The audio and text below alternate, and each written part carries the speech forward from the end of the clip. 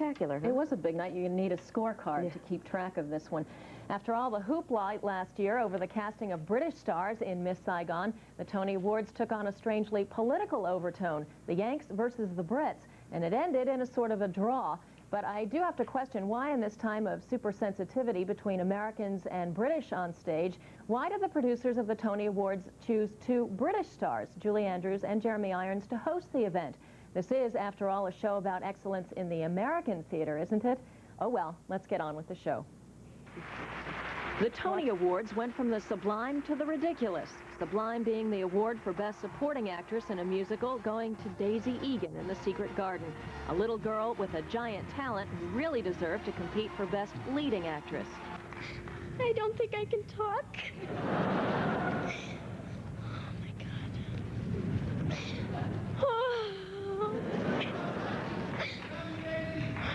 Thank you.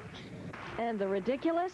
This gaffe from Anthony Quinn, intending to announce the Best Director of a musical, but mistakenly telling us the winner of Best Play. The Tony Award goes to Lost in Yonkers. Neil Simon, producer, Emmanuel. Oh, my God. No, It's Tommy Tune. Then, about a half hour later, with the suspense all but gone, Lost in Yonkers was indeed announced the winner of the year's Best Play. Neil Simon, of course, managed to find some humor. I was in the men's room when Anthony Quinn was on. Did anything interesting happen? The casting controversy over the hiring of stars from the British production of Miss Saigon didn't hurt the actors any.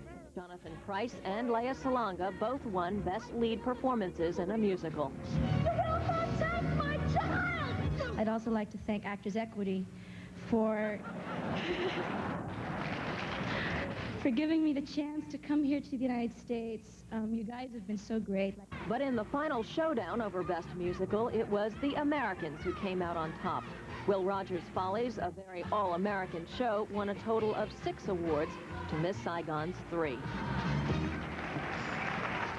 Other big winners, Nigel Hawthorne won for Best Actor in a Play for his work in Shadowlands, and Mercedes Ruehl taking Best Actress honors starring in Lost in Yonkers.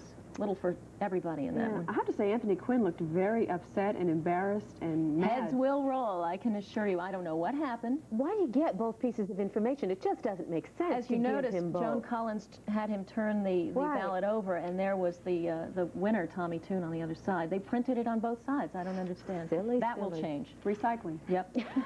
Very good. Thanks, Roma. Well, that is it for us this hour. We thank you for joining us. I'm Lee Tyrell. I'm Carol Sylvan. Stay with us. We've got a lot more news ahead for you on this Monday.